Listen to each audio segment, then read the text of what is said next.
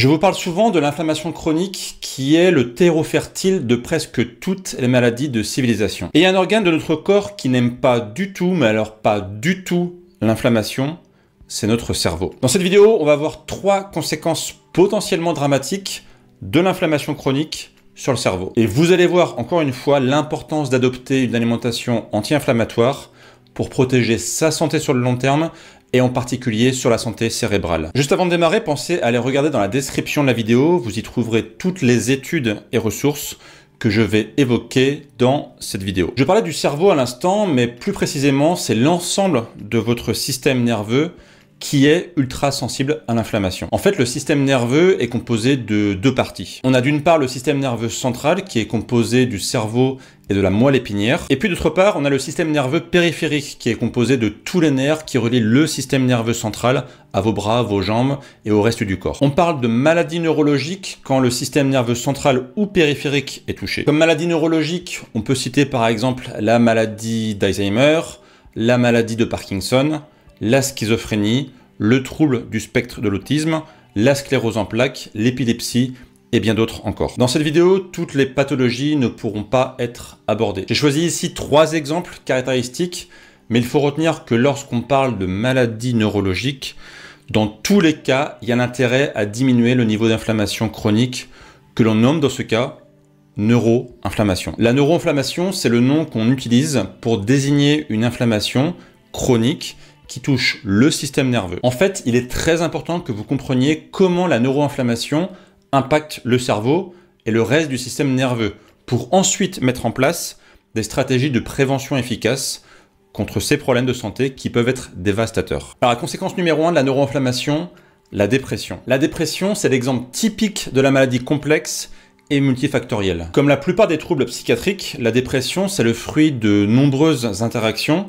entre d'une part des facteurs psychologiques, biologiques et aussi socio-économiques. Ici, seul l'aspect biologique sera évoqué, en particulier l'aspect lié à l'inflammation chronique. Mais il est important de garder en mémoire que c'est bien sûr pas la cause unique de l'origine d'une dépression. La dépression est un trouble de l'humeur caractérisé par des symptômes tels qu'une tristesse persistante, un manque de motivation pour des tâches quotidiennes, une perte d'intérêt, de plaisir, une grande fatigue, des troubles du sommeil, une perte d'appétit, ainsi qu'un sentiment de désespoir pouvant aller jusqu'à des pensées et des comportements autodestructeurs. On parle de dépression lorsque l'état que je viens de décrire dure plus de 2 semaines. Alors attention, la dépression n'est pas la même chose que la déprime ou la mélancolie, qui sont des états plutôt temporaires. Point intéressant que peu de personnes savent, la dépression trouve parfois ses racines dans des mécanismes biologiques complexes, notamment l'inflammation chronique. L'inflammation peut en effet perturber le fonctionnement du cerveau et entraîner des symptômes dépressifs. Ainsi, des niveaux élevés de molécules pro-inflammatoires sont fréquemment associés à des états dépressifs. Alors, comment on explique cela? Une explication possible vient de la sérotonine, qui semble être la première victime de l'inflammation. Et pas de chance, la sérotonine joue un rôle important dans la gestion des émotions. D'ailleurs, la majorité des antidépresseurs agissent en augmentant la disponibilité de la sérotonine, notamment en désactivant sa recapture par les neurones. Or, on a justement trouvé une relation entre des problèmes de transmission de la sérotonine et l'inflammation. Voici l'explication. Tout commence avec le tryptophane, que vous connaissez peut-être. C'est un acide aminé essentiel, c'est-à-dire que notre corps ne sait pas le fabriquer et qui doit être apporté par l'alimentation. Et le tryptophane, c'est le point de départ fondamental pour la synthèse de 2 hormones. Il est le précurseur en effet de la sérotonine, qui elle-même sert à fabriquer la mélatonine, l'hormone du sommeil. Le problème, c'est qu'en cas d'inflammation, ou de stress d'ailleurs aussi, les réactions biologiques qui ont besoin du tryptophane pour créer la sérotonine sont détournées au profit d'autres molécules comme la kynurénine ou l'acide quinolénique. Alors si vous oubliez ces noms barbares, je vais pas vous en vouloir. Mais retenez juste que, pas de chance, l'acide quinolénique est toxique pour les neurones. Donc d'une part, la sérotonine, ce neurotransmetteur ultra important pour la régulation de l'humeur, se trouve en quantité réduite à cause de l'inflammation, et cette carence augmente les symptômes dépressifs, tels que la tristesse, l'anxiété et bien sûr les troubles du sommeil. Et le pire, c'est que le fameux acide quinolénique, qui est créé à la place de la sérotonine, pourrait favoriser les tentatives d'en finir avec la vie lorsqu'il est présent à des taux élevés. Un autre point qui peut lier dépression et inflammation chronique, c'est la réduction de la neuroplasticité. Alors la neuroplasticité, c'est la capacité du cerveau à se remodeler et à former de nouvelles connexions. Et vous doutez bien que la neuroplasticité joue un rôle très important dans la santé mentale et cognitive. Un élément essentiel de la neuroplasticité, c'est le BDNF.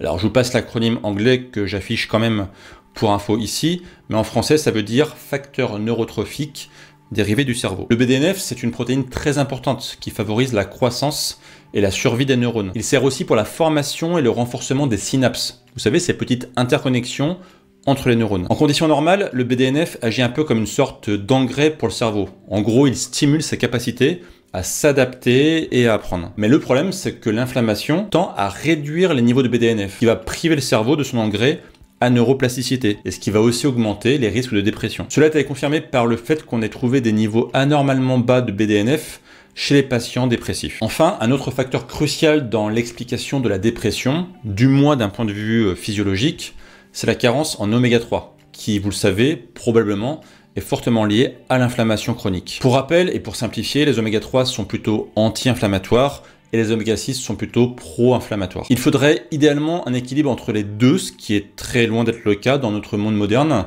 où la balance est fortement déséquilibrée en faveur des oméga 6. Or, le cerveau est composé de 60% d'acides gras, dont 14% sont des oméga 3, et 97% de ces oméga 3 sont du DHA. Le DHA, c'est également important pour la neurogénèse, c'est-à-dire la création des nouveaux neurones, et aussi dans la mécanique de transmission des messages entre les neurones. Le DHA est donc l'oméga 3 le plus important pour notre cerveau, et c'est aussi paradoxalement l'un des plus absents dans notre alimentation. Ceci explique en partie pourquoi les personnes dont l'alimentation est pauvre en oméga 3 présentent un risque plus important de développer des troubles dépressifs. Une complémentation d'oméga 3 a d'ailleurs montré des résultats prometteurs dans le traitement de la dépression, en particulier lorsqu'elle est associée à des antidépresseurs. Ainsi, une étude a montré que chez les femmes, un apport élevé en oméga 3 est associé à un risque réduit de 30% de développer des symptômes dépressifs chroniques. Et bah oui, 30% c'est énorme. Conséquence numéro 2 de la neuroinflammation, la maladie d'Alzheimer. La maladie d'Alzheimer, je pense que vous connaissez cette bien triste maladie. C'est un fléau qui touche un nombre croissant de personnes à travers le monde. En France, on estime qu'environ 900 000 personnes sont atteintes de la maladie d'Alzheimer, avec 225 000 nouveaux cas diagnostiqués chaque année. Plus alarmant encore, les projections annoncent un doublement de ces chiffres d'ici 2050. Face à ces chiffres dramatiques, la recherche s'intensifie pour comprendre les mécanismes complexes de cette maladie et surtout pour trouver des moyens de la prévenir ou de la traiter. Une hypothèse qui gagne du terrain ces dernières années, c'est que la maladie d'Alzheimer serait d'origine inflammatoire. Au cœur de cette hypothèse se trouve le concept d'inflammaging. Alors l'inflammaging, qu'est-ce que c'est que ce terme barbare? En fait, ça combine inflammation et aging, vieillissement en anglais.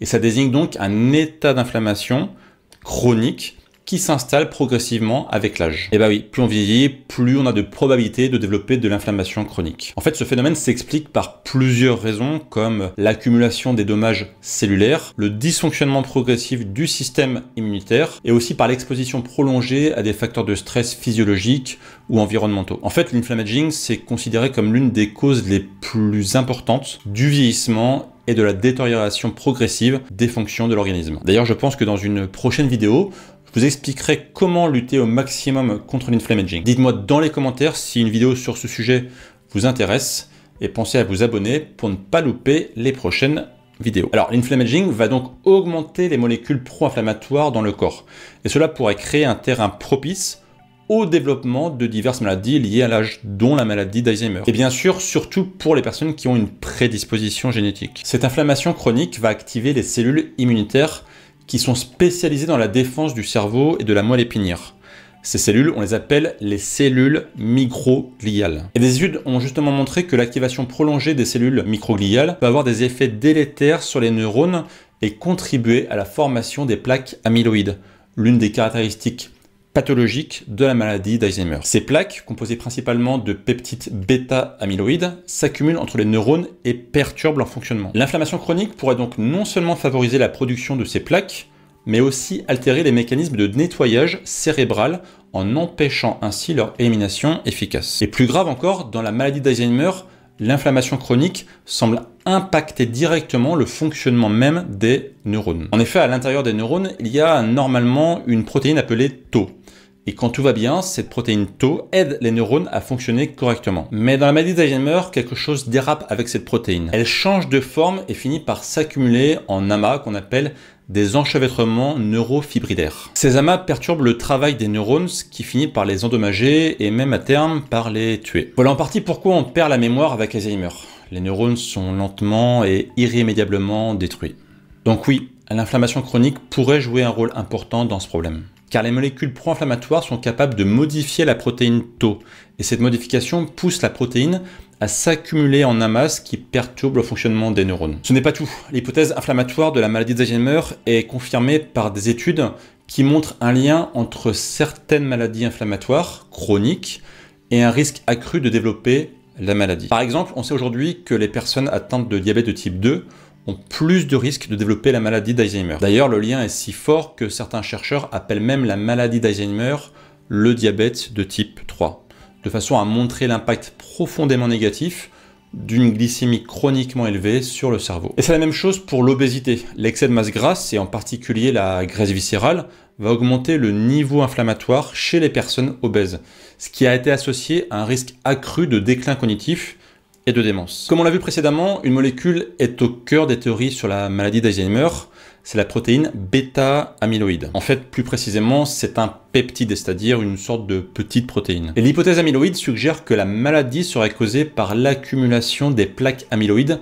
sur le cerveau. Mais après des dizaines d'essais cliniques et des milliards d'euros investis pour trouver un traitement, cette hypothèse est de plus en plus remise en question. Pourquoi? Eh bien parce que les thérapies qui réduisent la charge amyloïde, même quand elles y parviennent, n'ont pas montré de résultats très convaincants. Et certains chercheurs comparent d'ailleurs la bêta-amyloïde à la fumée d'un incendie dans une maison. Oui, la fumée qui se répand dans les différentes pièces indique qu'il y a le feu, et inhaler trop de fumée c'est très toxique, mais est-ce que se débarrasser de la fumée en ouvrant les fenêtres par exemple est suffisant pour arrêter l'incendie? Bien sûr que non. Et si depuis le début, on avait juste essayé d'aérer la pièce pour évacuer la fumée, au lieu de chercher à éteindre le feu. Cette réflexion a ouvert la voie à une nouvelle hypothèse fascinante, l'hypothèse de la protéine bêta-amyloïde antimicrobienne. Selon cette théorie, la bêta-amyloïde ne serait pas simplement un déchet toxique, mais une réponse naturelle du cerveau face à des infections ou à une inflammation chronique. En gros, l'accumulation de bêta-amyloïde, bien que nocive à long terme, est à la base un simple mécanisme de défense. Ça expliquerait d'ailleurs très bien pourquoi certaines personnes âgées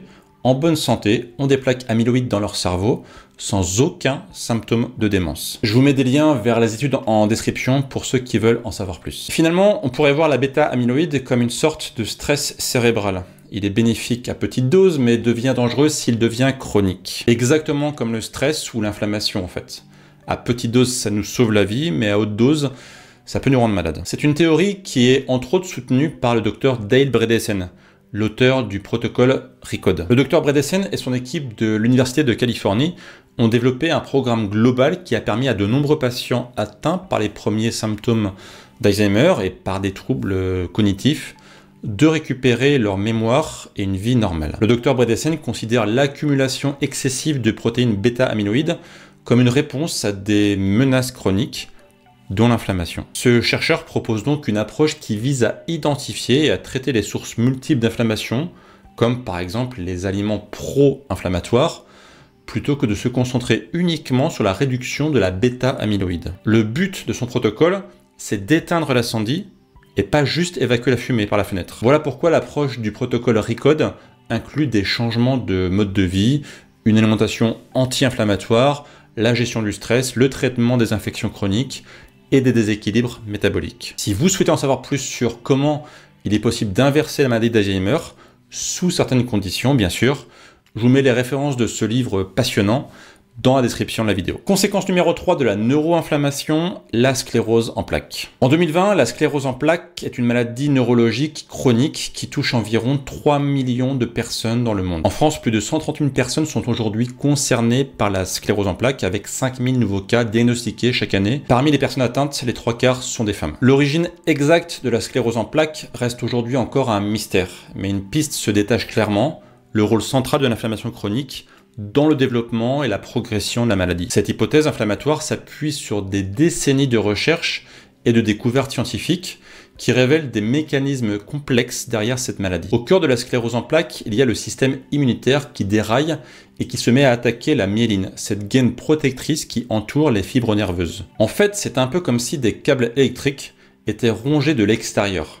Cela va forcément perturber le passage de l'électricité. Eh bien, c'est quasiment pareil ici. Les câbles qui transmettent les signaux nerveux sont abîmés et la communication du système nerveux est perturbée, ce qui explique les symptômes de la sclérose en plaques. L'inflammation chronique dans la sclérose en plaques n'est pas un phénomène simple et uniforme, mais c'est plutôt un processus dynamique et complexe qui évolue constamment. Dans le cerveau et la moelle épinière des patients atteints de sclérose en plaques, les lésions inflammatoires passent par plusieurs phases.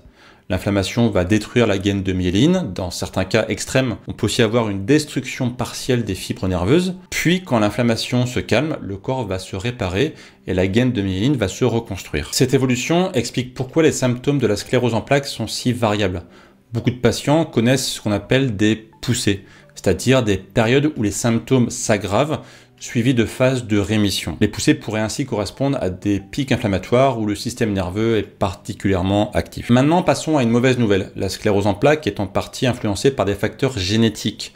En effet, on a certaines mutations dans les gènes liés au système immunitaire qui augmentent le risque de développer la maladie. Et sur ce point, malheureusement, on ne peut pas faire grand-chose. Mais il y a une bonne nouvelle. Il existe aussi de nombreux facteurs liés au style de vie qui peuvent aider à réduire l'inflammation chronique et donc à calmer le système immunitaire. En agissant sur ces facteurs, on peut très souvent mettre au silence les symptômes et améliorer la qualité de vie des patients. Comme souvent dans le monde de la santé, la génétique charge l'arme et le style de vie appuie sur la détente ou pas. Un exemple très simple pour illustrer ça.